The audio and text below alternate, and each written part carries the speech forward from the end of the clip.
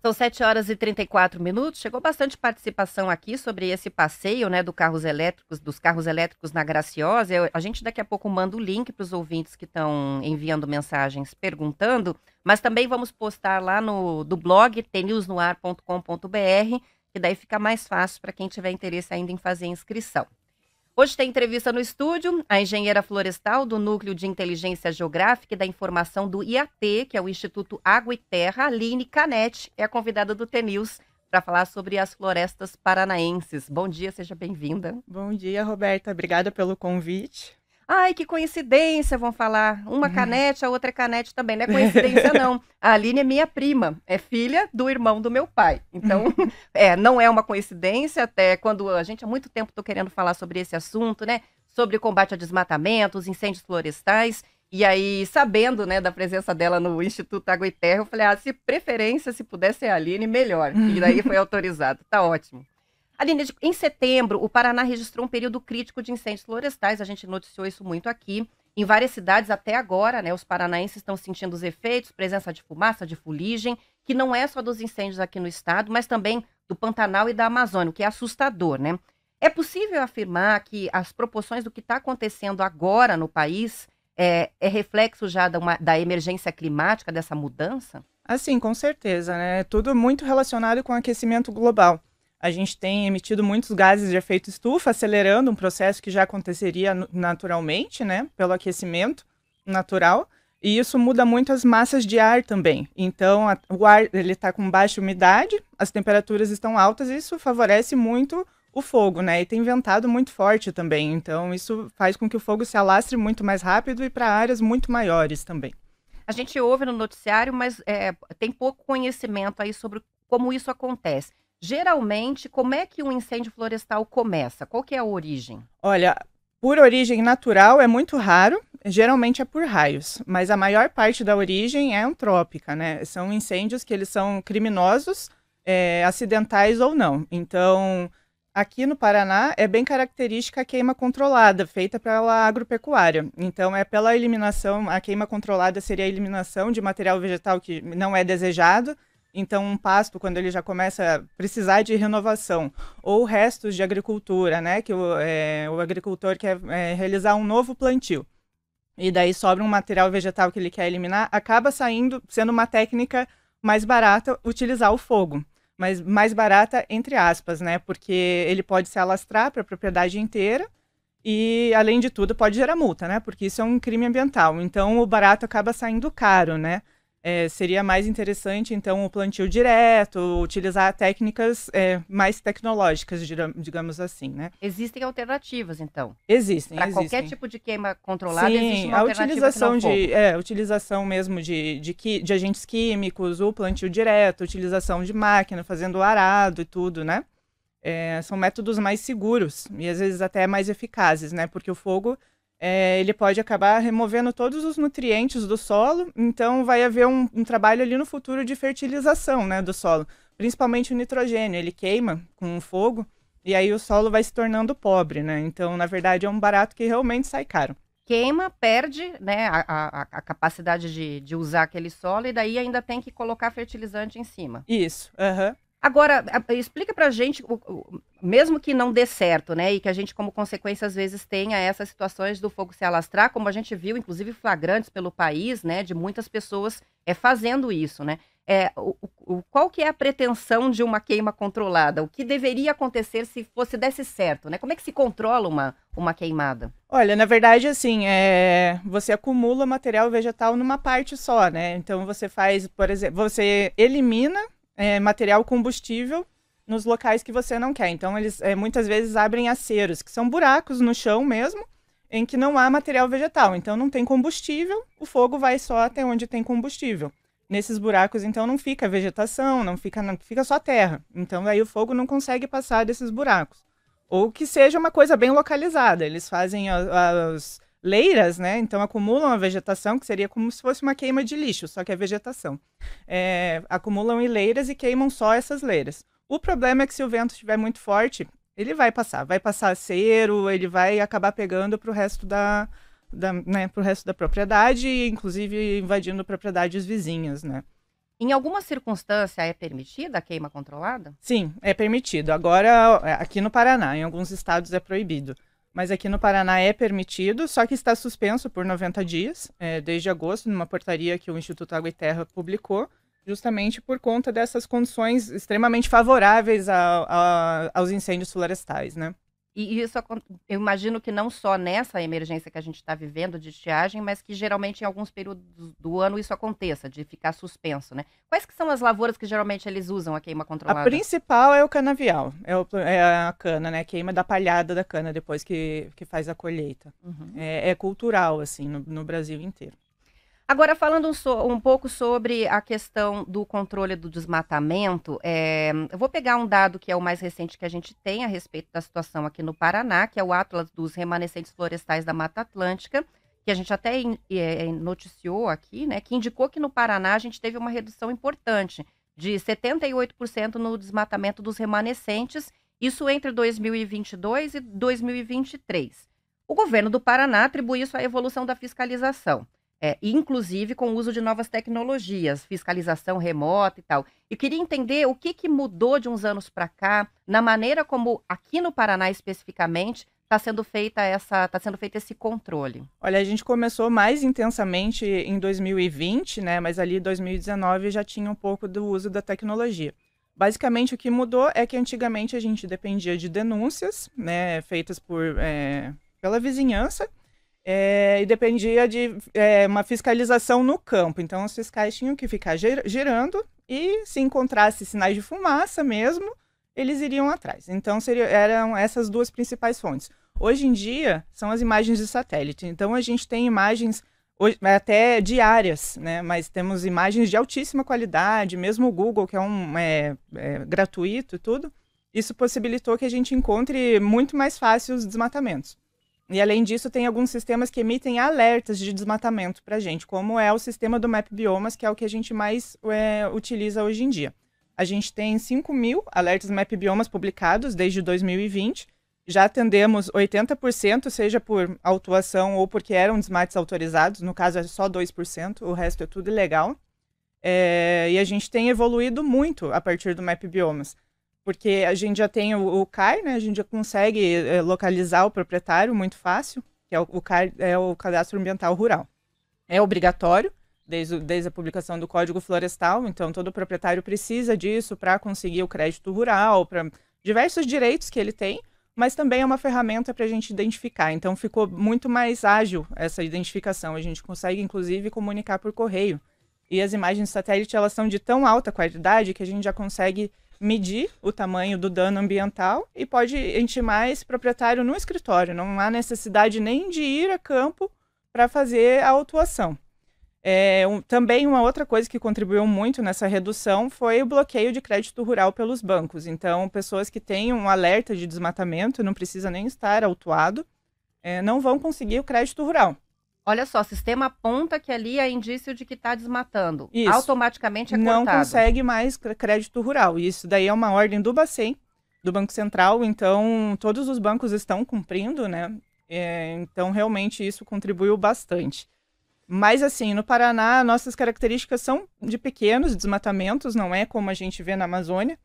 A gente tem 5.000 alertas de desmatamento desde 2020, só que a gente tem 500.000 imóveis. Então, é menos de 1%, na verdade, dos imóveis, caso os alertas estivessem cada um em uma propriedade. Não é o caso, tem vários alertas que estão na mesma propriedade. Mas representa, assim, menos de 1% dos imóveis tem alertas. Então, assim, há muita conscientização também. As pessoas, elas estão cientes de que não dá mais para ficar desmatando. Né? A gente não tem mais quase floresta, e isso está acabando com a qualidade do solo, do ar.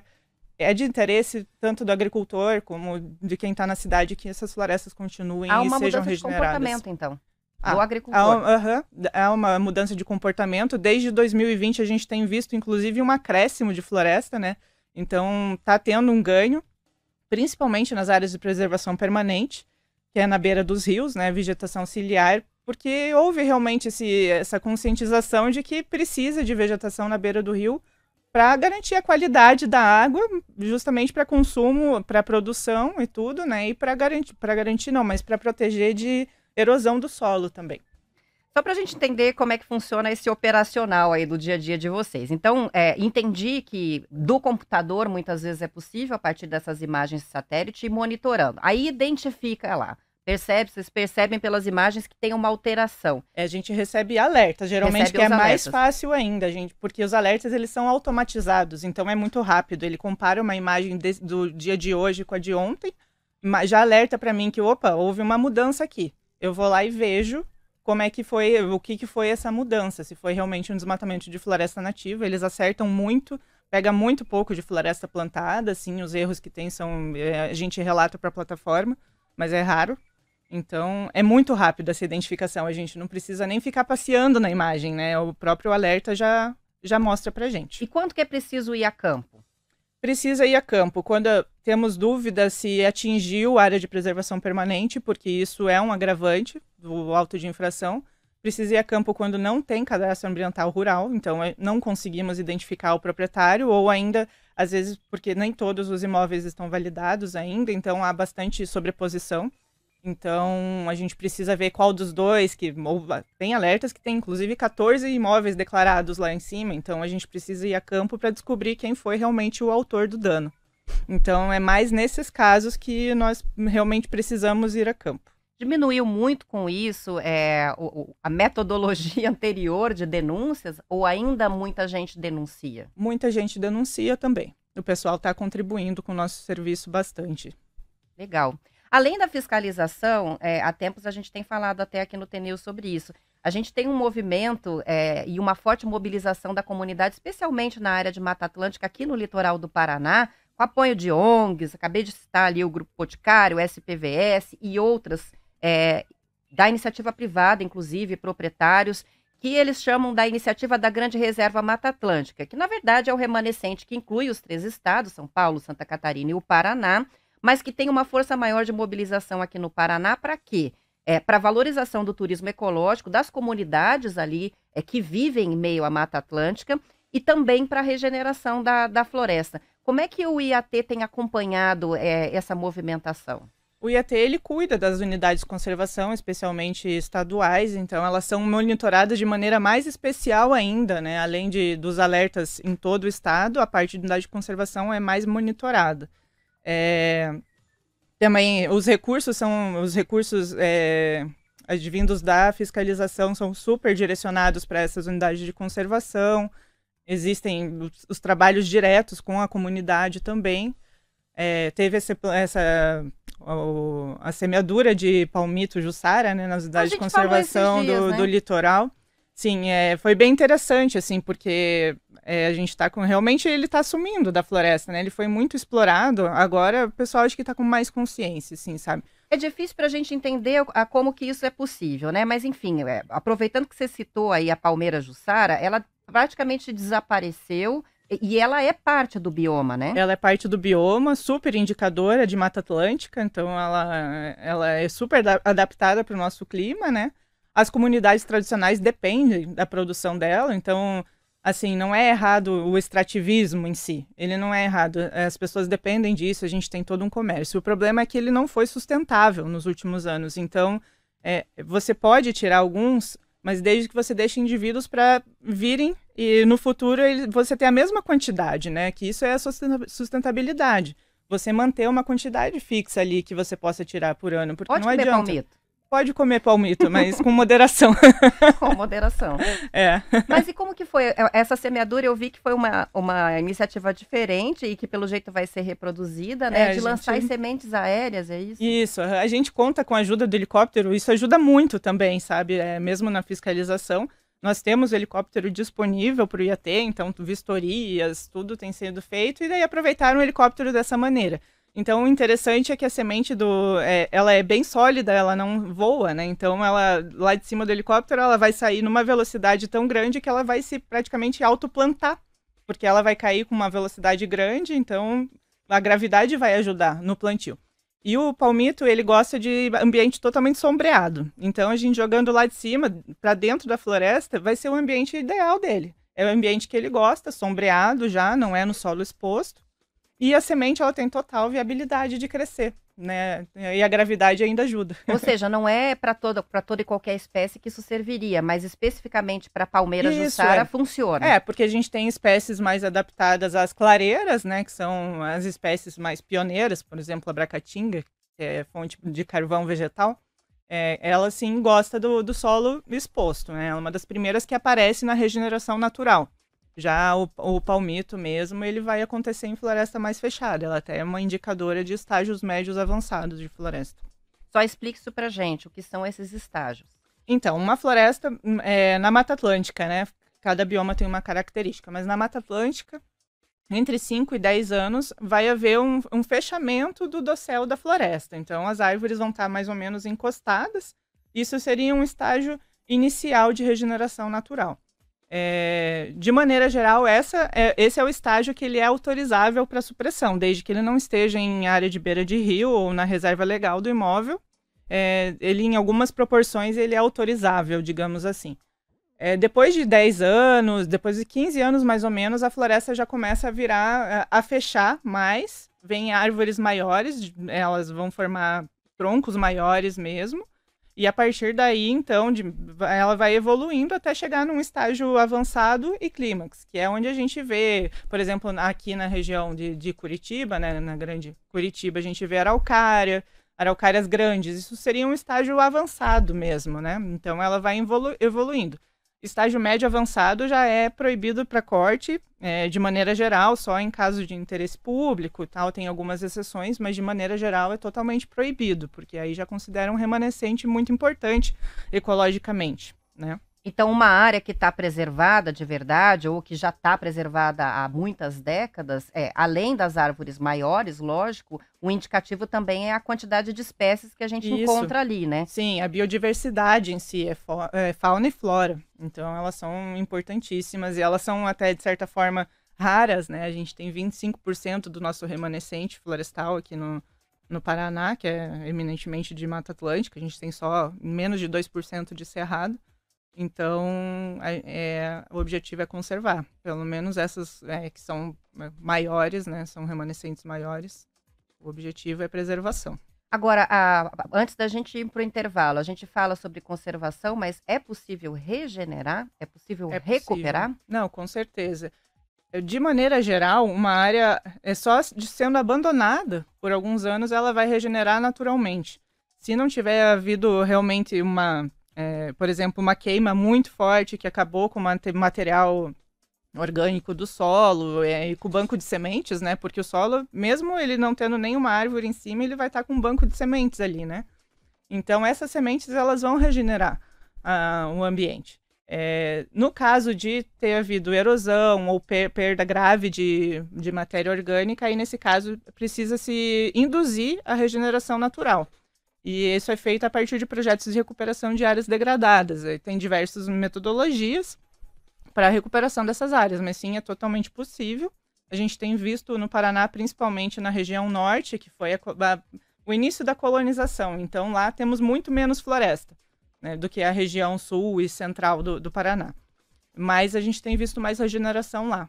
Tem um trabalho interessante também, esses dias visitei lá, né, a SPVS, e eles mostram as imagens aéreas. Eu acho que já é um trabalho de 40 anos, né, de algumas áreas que eram pastos de búfalos, né, e que voltaram a ser a área de Mata Atlântica com um trabalho assim. Mas são trabalhos para décadas, não é uma coisa que se consegue fazer com muita rapidez, lógico, né? Às vezes depende do nível de degradação do solo. 10 anos é suficiente para uma floresta já atingir um estágio inicial. Na verdade, é comum de se ver. Principalmente aqui, como já tem maiores remanescentes, quando está encostado em outra floresta, isso acontece de maneira rápida, relativamente. Quando já é mais degradado, não tem um fragmento perto de floresta, demora um pouco mais.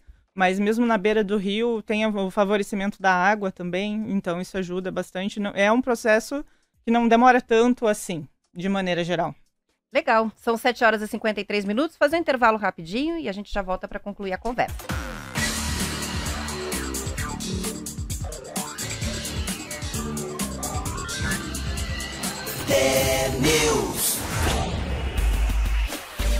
São 7h55. A gente tem participações de ouvintes sobre o assunto de hoje. Estamos falando sobre as florestas, sobre o combate ao desmatamento. A Adriana, que é de Colombo, região metropolitana de Curitiba, nos escreve falando que observa ali, né, em função da construção de imóveis, e as cidades da região metropolitana de Curitiba estão com uma expansão muito interessante, né?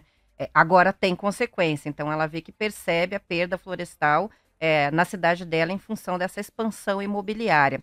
E tem uma participação que chega aqui do Claudir. O Claudir é de Formosa do Oeste e diz que na região dele ainda tem bastante desmatamento. Ele falou que na área do Rio Jesuíta, do Rio Piquiri, a situação, inclusive, de desmatamento de mata ciliar, ele diz, infelizmente, difícil de controlar, e traz para a gente. O Claudir, que inclusive faz muitas fotos e manda muitas fotos para a gente, que vão para a galeria do ouvinte com as paisagens lá da região dele.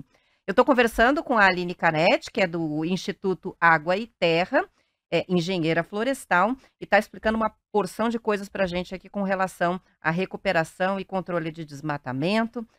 Uma coisa interessante que a gente tem noticiado bastante é a questão do combate às espécies invasoras. Então, a gente lê o IAT fazendo operações, também grupos de voluntários, as pessoas de diferentes profissões que saem a campo para remoção de espécies invasoras, e quase sempre a gente fala do pinus. E aí eu queria entender por que o pinus se tornou um problema tão grave nas cidades. O problema do pinus é que ele se adaptou muito bem ao nosso clima, aos nossos solos, e ele realmente tem uma facilidade enorme de se propagar, né? Então ele está em condições ideais para ele, em que ele não tem tanta competição, e ele se espalha muito fácil porque a semente dele é super pequena e ela voa com o vento. Então ela vai quilômetros longe. Então ela vai dominando realmente o ambiente onde ele está. O problema mais crítico do pinus é na região dos Campos Gerais. Primeiro porque tem muitos plantios lá, né, como papeleiras, indústria imobiliária também. Então, a maior ocorrência dos plantios lá acabou gerando essa maior invasão da espécie. E também porque a região dos Campos Gerais é uma região muito frágil. São espécies gramíneas, principalmente. E o pinus ali ele não tem competidor florestal. Então, ele vai para cima ali. Então, tá bem complicado ali aquela região. Foi um erro de cálculo, me parece, né? O ser humano pensou, vamos derrubar as florestas, vamos plantar pinos para fazer móveis e papel. Sim. Mas não considerou que isso poderia acontecer, contaminar as outras áreas, né? Isso, o pinus ele cresce relativamente rápido, né? Então, e já havia toda uma tecnologia instalada, né? Principalmente que ele veio dos Estados Unidos, da América do Norte em geral. Lá já havia tecnologia, então ficou fácil de importar essa tecnologia, tanto de melhoramento genético, quanto mesmo da indústria, né? Já haviam máquinas adaptadas e tudo. Aqui ele cresceu muito bem, então pensou-se, né? Foi uma boa ideia. Antigamente tinha a cultura também de plantar como se fosse um fragmento florestal. Claro, ele faz toda a parte de sequestro de carbono, ele tem suas vantagens também. É uma árvore, né? Ela é uma árvore, ela faz fotossíntese, ela faz ele filtra o ar, mas ele tem esse problema da competição com as florestas naturais, com a região dos campos. Então, essa é uma desvantagem caso ele esteja no lugar errado. Claro, a gente precisa de madeira, a gente precisa de papel, então é uma indústria muito importante, né? Ela faz parte da produção, é importante para a produção brasileira. Mas existe esse problema com a invasão. Então, estão sendo publicadas portarias, está sendo feitos estudos, a gente tem essas ações para eliminação também do pinus ocorrendo onde ele não deveria ocorrer. Fora do lugar. Fora do lugar, exatamente. Isso aí, são 7h59. Muito obrigada pela entrevista. Eu que agradeço pelo convite. E fica disponível no nosso canal no YouTube, o TNews no Ar, entrevista com a engenheira florestal do Núcleo de Inteligência Geográfica e da Informação do IAT, o Instituto Água e Terra, a Aline Canetti. Com isso eu encerro o TNews de hoje. Amanhã, às 6:50, tem mais notícias. Uma boa quarta-feira e até amanhã.